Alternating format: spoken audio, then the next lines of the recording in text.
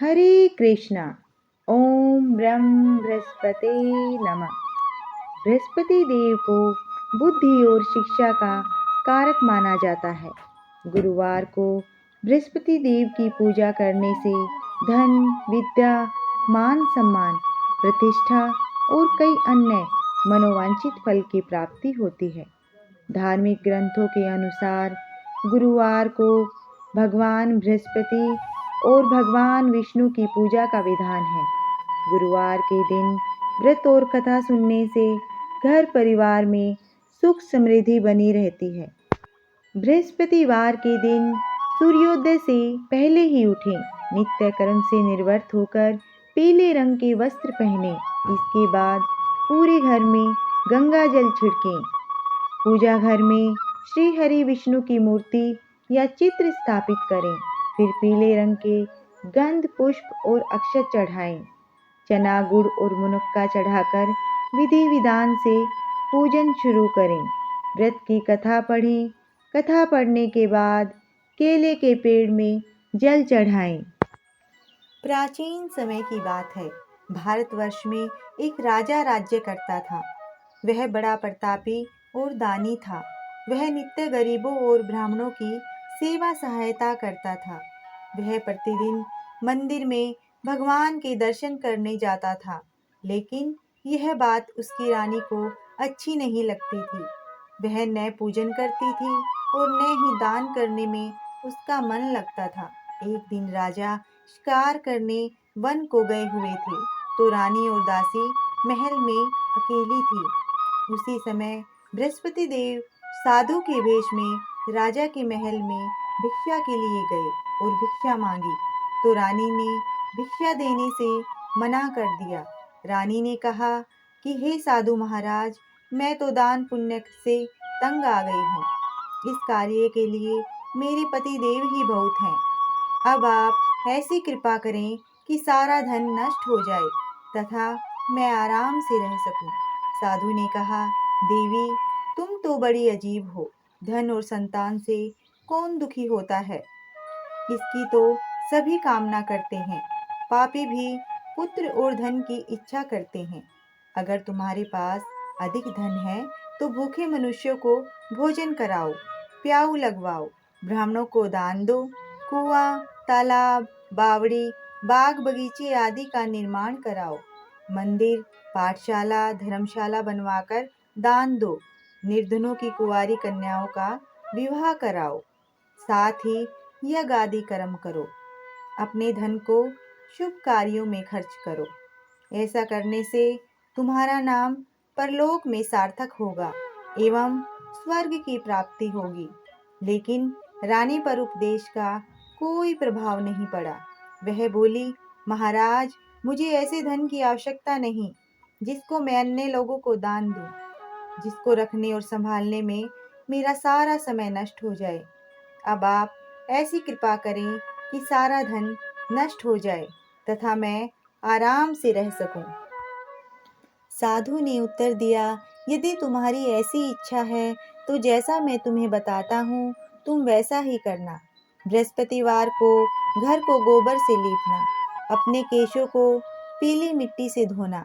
राजा से कहना वह बृहस्पतिवार को हजामत बनवाए। भोजन में मांस मदिरा खाना और कपड़ा धोबी के यहाँ धुलने डालना। ऐसा करने से 7 बृहस्पतिवार में ही आपका सारा धन नष्ट हो जाएगा। इतना कहकर वह साधु महाराज वहां से अंतर्धान हो गए। इसके बाद रानी ने वही किया जो साधु महाराज ने बताया था। 3 बृहस्पतिवार ही बीते थे कि उसका समस्त धन संपत्ति नष्ट हो गया और भोजन के लिए राजा रानी तरसने लगे।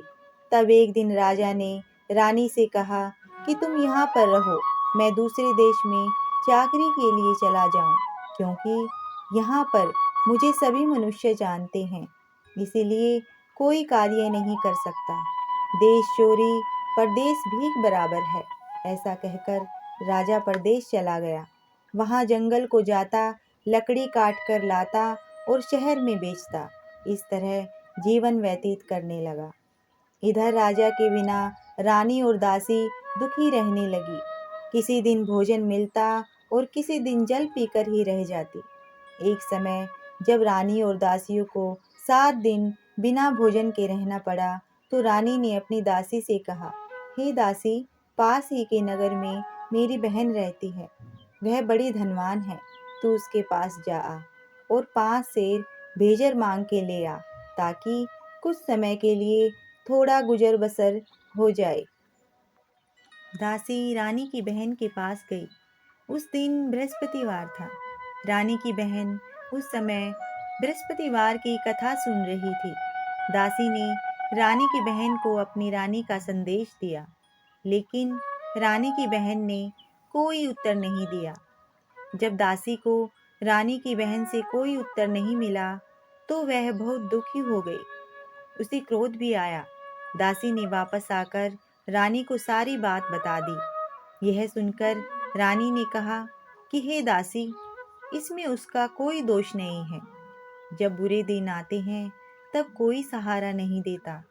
अच्छे बुरे का पता विपत्ति में ही लगता है। जो ईश्वर की इच्छा होगी वही होगा। यह सब हमारे भाग्य का ही दोष है। यह सब कहकर रानी ने अपने भाग्य को कोसा। उधर रानी की बहन ने सोचा कि मेरी बहन की दासी आई थी, लेकिन मैं उससे नहीं बोली। इससे वह बहुत दुखी हुई होगी। कथा सुनकर और पूजन समाप्त कर वह अपनी बहन के घर गई और कहने लगी, हे बहन, मैं बृहस्पतिवार की कथा सुन रही थी। तुम्हारी दासी गई, लेकिन जब तक कथा होती है तब तक न उठते हैं और न बोलते हैं। इसीलिए मैं नहीं बोली। कहो, दासी क्यों गई थी? रानी बोली, बहन, हमारे घर अनाज नहीं था। ऐसा कहते कहते रानी की आंखें भर आई। उसने दासियों समेत 7 दिन तक भूखा रहने की बात भी अपनी बहन को बता दी। इसीलिए मैंने दासी को तुम्हारे पास 5 सेर भेजर लेने के लिए भेजा था। रानी की बहन बोली, बहन देखो, बृहस्पति देव सबकी मनोकामना पूर्ण करते हैं। देखो, शायद तुम्हारे घर में अनाज रखा हो। पहले तो रानी को विश्वास नहीं हुआ, परंतु बहन के आग्रह करने पर उसने दासी को अंदर भेजा। दासी घर के अंदर गई और वहां पर उसे एक घड़ा भेजर से भरा मिल गया। उसे बड़ी हैरानी हुई। उसने बाहर आकर रानी को बताया। दासी रानी से कहने लगी, हे रानी, जब हमको भोजन नहीं मिलता तो हम व्रत ही तो करते हैं। इसीलिए क्यों न इनसे व्रत और कथा की विधि पूछ ली जाए। हम भी व्रत किया करेंगे। दासी के कहने पर रानी ने अपनी बहन से बृहस्पति व्रत के बारे में पूछा। उसकी बहन ने बताया, बृहस्पतिवार के व्रत में चने की दाल, गुड़ और मुनक्का से विष्णु भगवान का केले के पेड़ की जड़ में पूजन करें तथा दीपक जलाएं और कथा सुनें। उस दिन एक ही समय भोजन करें। भोजन में पीले खाद्य पदार्थ का सेवन जरूर करें। इससे गुरु भगवान प्रसन्न होते हैं, अन्न, पुत्र और धन का वरदान देते हैं, साथ ही सभी मनोकामनाएं पूर्ण करते हैं। व्रत और पूजन की विधि बताकर रानी की बहन अपने घर लौट आई। रानी और दासी दोनों ने निश्चय किया कि बृहस्पति देव भगवान का पूजन जरूर करेंगे। 7 रोज बाद जब बृहस्पतिवार आया तो उन्होंने व्रत रखा। घुड़साल में जाकर चना और गुड़ बीन लाई तथा उसकी दाल से केले की जड़ तथा विष्णु भगवान का पूजन किया। अब पीला भोजन कहाँ से आए?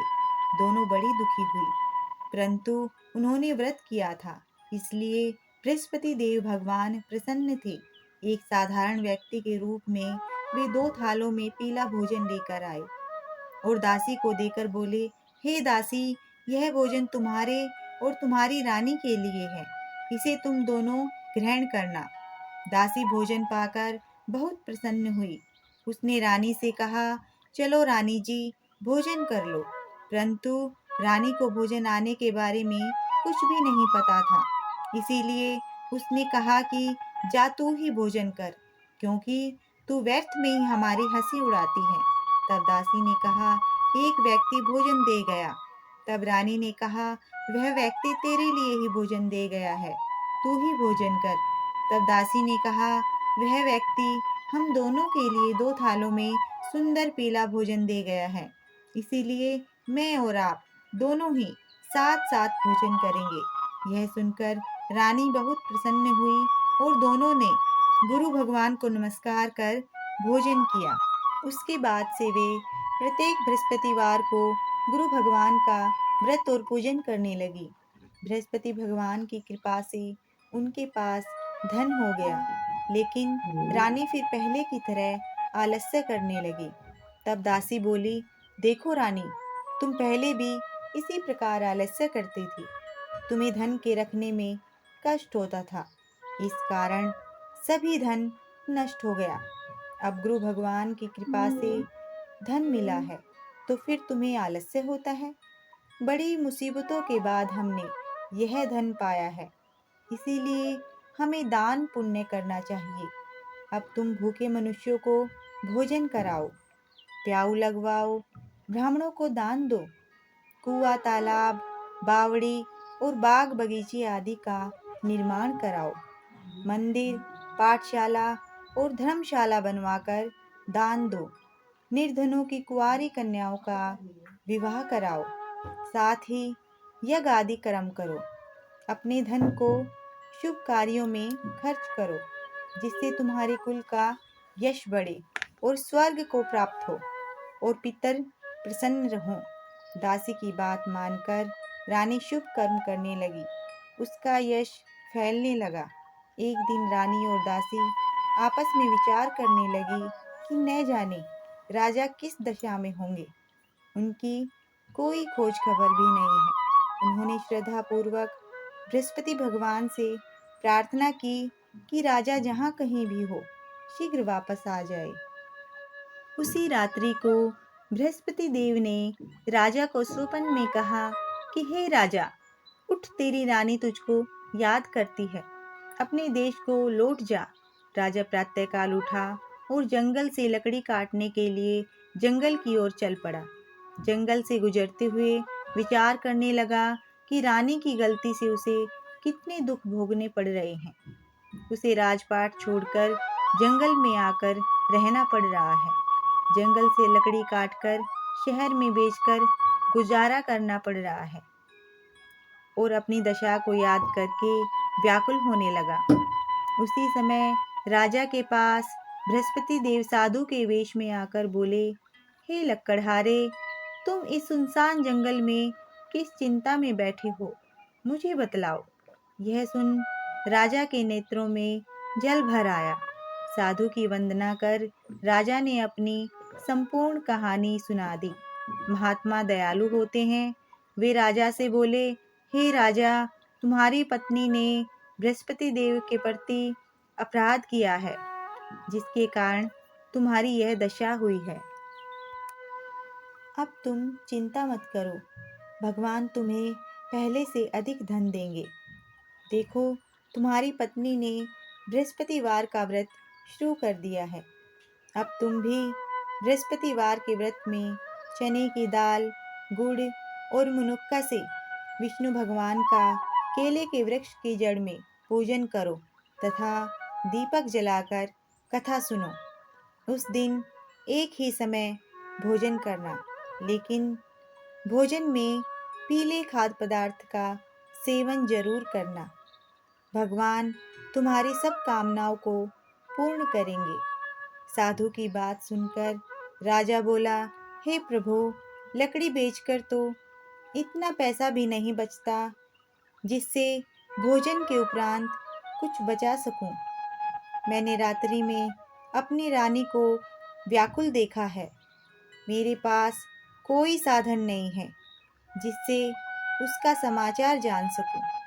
फिर मैं कौन सी कहानी कहूँ, यह भी मुझको मालूम नहीं है।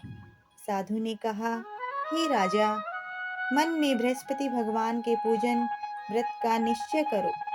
वे स्वयं तुम्हारे लिए कोई राह बना देंगे। बृहस्पतिवार के दिन तुम रोजाना की तरह लकड़ियाँ लेकर शहर में जाना। तुम्हें रोज से दोगुना धन मिलेगा। जिससे तुम भली भांति भोजन कर लोगे तथा बृहस्पति देव की पूजा का सामान भी आ जाएगा। राजा ने ऐसा ही किया और उसको मनोवांछित फल की प्राप्ति हो गई। इस प्रकार जो भी यह कथा पढ़ता या सुनता है उसकी सभी मनोरथ पूरे होते हैं। श्री बृहस्पति देव की आरती। जय बृहस्पति देवा, ओम जय बृहस्पति देवा। छिन्नी छिन्नी भोग लगाऊं, कदली फल मेवा। ओम जय बृहस्पति देवा। तुम्हें पूर्ण परमात्मा, तुम्हें अंतर्यामी, जगत पिता जगदीश्वर, तुम सबके स्वामी। ओम जय बृहस्पति देवा। चरणामृत निज निर्मले, सभी पातक हरिता। सकल मनोरथ दायक, कृपा करो भरिता। ओम जय बृहस्पति देवा। तन मन धन अर्पण करे, जो जन शरण पड़े। प्रभु प्रकट तब हो कर, आकर द्वार खड़े। ओम जय बृहस्पति देवा। दीन दयाल दयानिधि, भगतन हितकारी। पाप दोष सब हरिता, भव बंधन हारी। ओम जय बृहस्पति देवा। सकल मनोरथ दायके, सब संशय हारो। विषय विकार मिटाओ, संतन सुखकारी। ओम जय बृहस्पति देवा। जो कोई आरती तेरी, प्रेम सहित गावे। जेठानंद आनंद कर, सो निश्चय पावे। ओम जय बृहस्पति देवा। जय बृहस्पति देवा। बोलो बृहस्पति देव महाराज की जय। आप सभी को अनु कहानी कथा की तरफ से नम्र निवेदन है, चैनल को सब्सक्राइब करें, लाइक करें, शेयर करें। धन्यवाद।